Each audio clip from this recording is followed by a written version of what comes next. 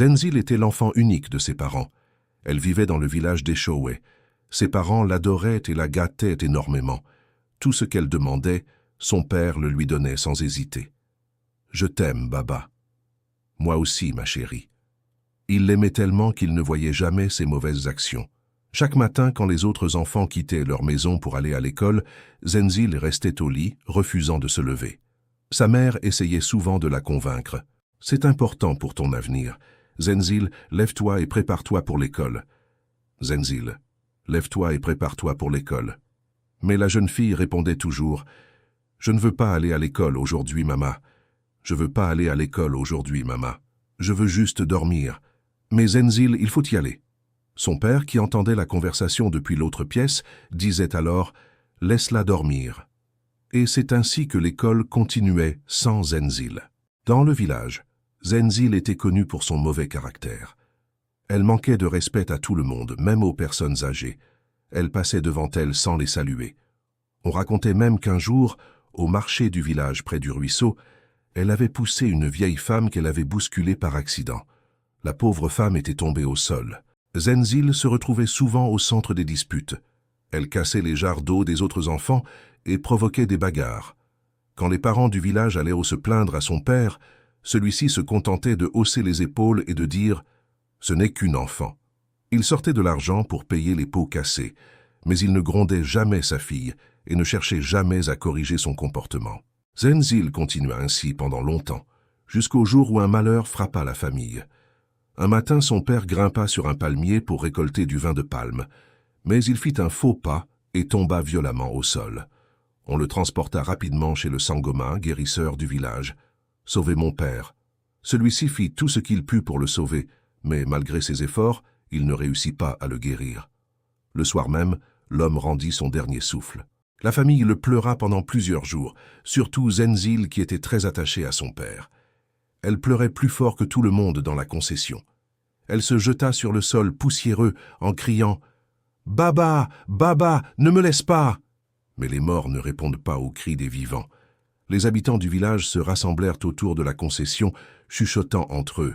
Certaines personnes secouèrent la tête en silence.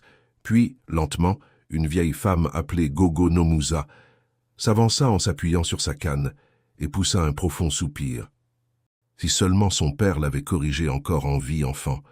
Si seulement son père l'avait corrigé lorsqu'il était encore en vie. Si seulement son père l'avait. Mais la mère de Zenzil était trop brisée par la douleur pour entendre les remarques des autres. Les jours passèrent, puis les semaines.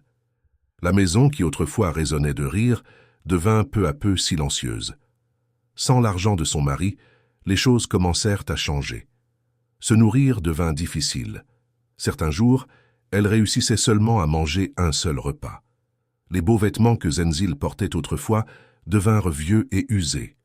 Sa mère se levait désormais très tôt chaque matin pour aller travailler au champ afin de pouvoir les nourrir. Elle demandait souvent à Zenzil de l'accompagner, mais la jeune fille refusait toujours. Elle refusait aussi d'aider sa mère dans les tâches de la maison. On la voyait plutôt traîner sur la place du village, comme si tout lui appartenait. Elle continuait d'insulter les gens et refusait toujours de saluer les personnes âgées. Parfois, elle quittait la maison le matin et ne revenait que tard dans la nuit.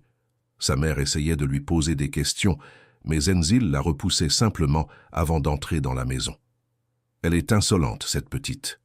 Les habitants du village commencèrent à secouer la tête chaque fois qu'ils la voyèrent passer. Un soir, une vieille femme l'appela. « Zenzil, ma fille, viens ici. » La jeune fille s'arrêta et regarda la vieille femme avec irritation. « Qu'est-ce qu'il y a encore ?» La vieille femme soupira. « Ton père n'est plus là pour réparer tes erreurs. Change ton comportement avant que la vie ne t'apprenne une leçon que tu n'oublieras jamais. » Zenzil poussa un sifflement de mépris. « Vieille femme, occupe-toi de tes affaires. » Et elle s'éloigna sans même se retourner. À partir de ce jour-là, les habitants du village cessèrent de lui donner des conseils. Ils se contentèrent simplement d'observer. Les mois passèrent. Zenzil commença à fréquenter de nouveaux amis. C'étaient des étrangers venus des villages voisins, des garçons plus âgés, qui aimaient boire et errer dans les rues la nuit. Ils se retrouvaient souvent derrière une vieille case abandonnée près de la forêt. Là-bas, ils riaient, buvaient et dansaient, bruyamment. Zenzil aimait l'attention qu'ils lui accordaient. Pour la première fois depuis la mort de son père, elle avait de nouveau l'impression d'être importante. Mais sa mère remarqua ce changement. Une nuit, quand Zenzil rentra très tard, sa mère la confronta. « Zenzil, d'où viens-tu à une heure pareille ?» La jeune fille leva les yeux au ciel. « Pourquoi tu me poses cette question? Suis-je encore une enfant ?» La voix de sa mère tremblait. « Ma fille, s'il te plaît, le chemin que tu prends est dangereux. » Mais Zenzil poussa la porte et entra dans la maison. « Laisse-moi tranquille. » Ce soir-là, sa mère s'assit à côté d'elle et tenta de lui parler avec douceur. « Ma fille, ton père n'est plus là. Nous n'avons plus personne pour nous aider. S'il te plaît, retourne à l'école. Un jour, moi aussi, je partirai. Je voudrais que tu deviennes médecin. » Zenzil leva encore les yeux au ciel et répondit « Maman, l'école, ce n'est pas pour moi. Je n'aime pas étudier, mais je sais que mon avenir sera brillant. Je serai riche et je prendrai soin de moi-même. » Puis elle se leva et alla se coucher. Sa mère resta longtemps assise dehors, plongée dans ses pensées. Finalement, elle prit une décision.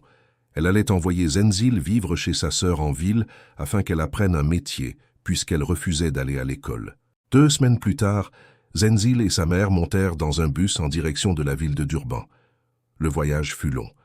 La poussière de la route entrait par les fenêtres du bus et les passagers avaient du mal à respirer.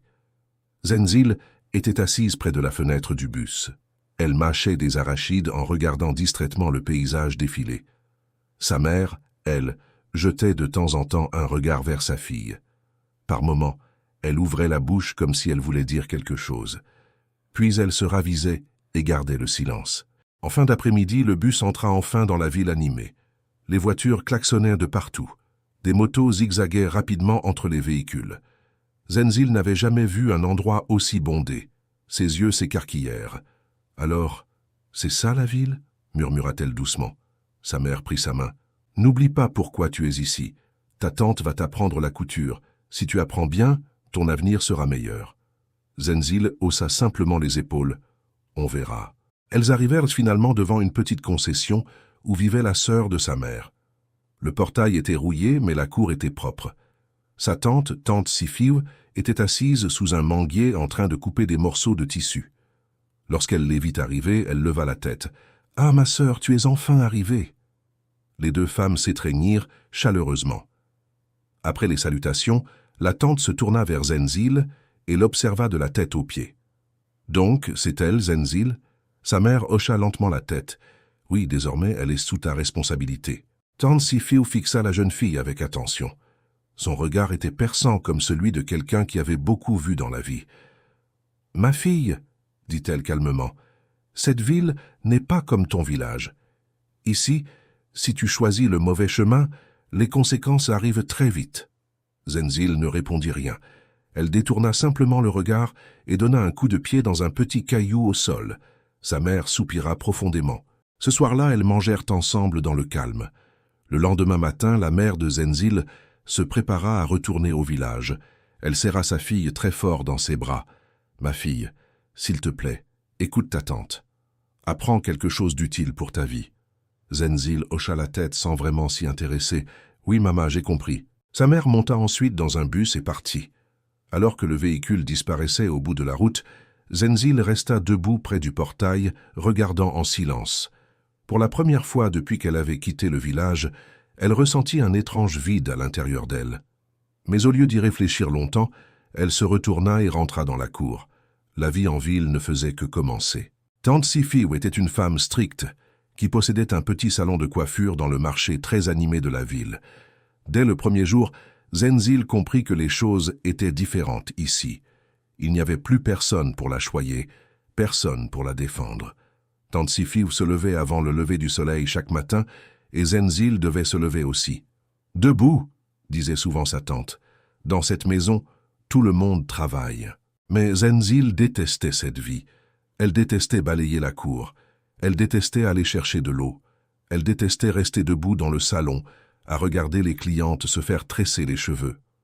Plusieurs fois, elle essaya de sortir en cachette pour se promener en ville, mais sa tante finissait toujours par la surprendre. « Tu crois que c'est la maison de ton père ici ?» disait-elle d'une voix froide. Malgré cela, Zenzil refusait toujours de changer. Le soir, elle commença à sortir secrètement. Derrière le marché, il y avait un petit bar où de jeunes hommes se retrouvaient pour boire et discuter. C'est là que Zenzil se fit de nouveaux amis. Ils lui achetèrent des boissons. Ils complimentèrent sa beauté. Ils lui disaient qu'une fille aussi belle ne devrait pas passer sa vie à travailler dans un salon de coiffure. Peu à peu, Zenzil recommença à rentrer très tard à la maison, parfois même après minuit. Une nuit, tante Sifiou la surprit en train de rentrer discrètement. « Zenzil !» cria-t-elle. La jeune fille s'arrêta net. « D'où viens-tu » Zenzil croisa les bras sans répondre. Le visage de sa tante devint dur. « Écoute-moi bien, la vie que tu poursuis va finir par te détruire. » Mais Zenzil se contenta de rire. Les avertissements ne signifiaient rien pour elle. Sa tante continua. « Tu refuses d'aller à l'école. Tu refuses même d'apprendre un métier. Alors dis-moi, qu'est-ce que tu veux faire de ta vie ?» Zenzil répondit avec assurance. « Tante, je sais que mon avenir est brillant. Je vais épouser un homme riche et vous verrez tous. » Les semaines passèrent, puis les mois. Zenzil devint très populaire auprès des garçons du quartier du marché. Un jour, alors qu'elle se rendait au salon de sa tante, elle rencontra un jeune homme au bord de la route. Il semblait perdu et cherchait son chemin. Il lui demanda des indications. Zenzil le guida. Avant de partir, le jeune homme lui demanda son numéro de téléphone et lui promit de l'appeler. Ce soir-là, quand Zenzil rentra à la maison, elle n'arriva pas à dormir. Elle attendait l'appel du jeune homme. Elle se retournait sans cesse dans son lit. Chaque petite vibration de son téléphone faisait bondir son cœur. Elle se murmura à elle-même. « Je crois que j'ai rencontré l'homme qui va changer ma vie.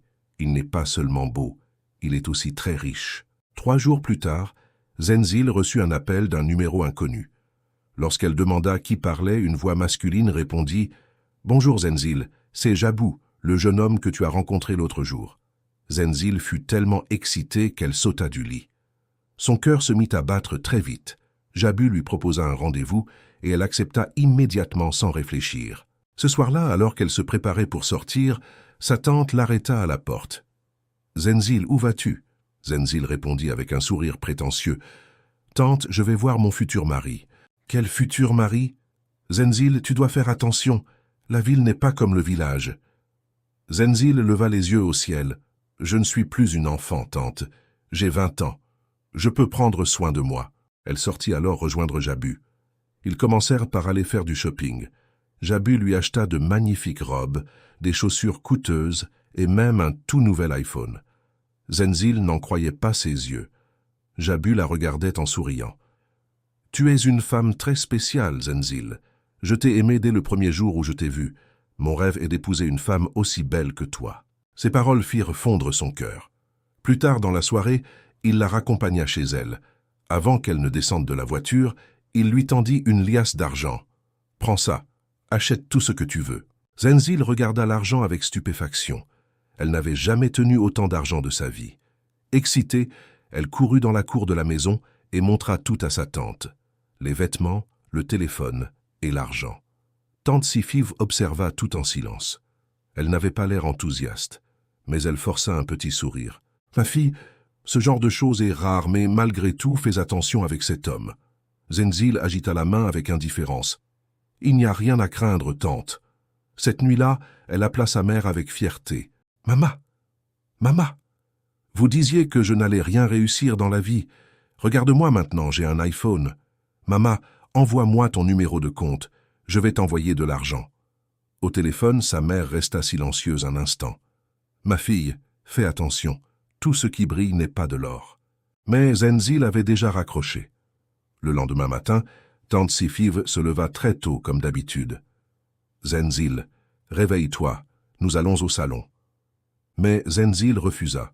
« Tante, je suis trop grande maintenant pour travailler dans un salon de coiffure. » Elle se retourna dans son lit et continua à jouer avec son nouveau téléphone.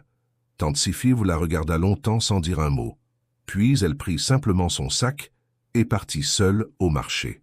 Zenzil resta à la maison toute la journée à discuter avec Jabou du matin jusqu'au soir. Jabou continua de la couvrir de cadeaux et d'argent. Tous les quelques jours, il venait la chercher en voiture. Parfois, ils allaient dans des restaurants luxueux. Parfois, ils sortaient dans les boîtes de nuit de la ville. Peu à peu, Zenzil commença à vivre la vie dont elle avait toujours rêvé. De nouveaux vêtements, un téléphone neuf, de l'argent dans son sac. Elle se promenait désormais au marché avec fierté.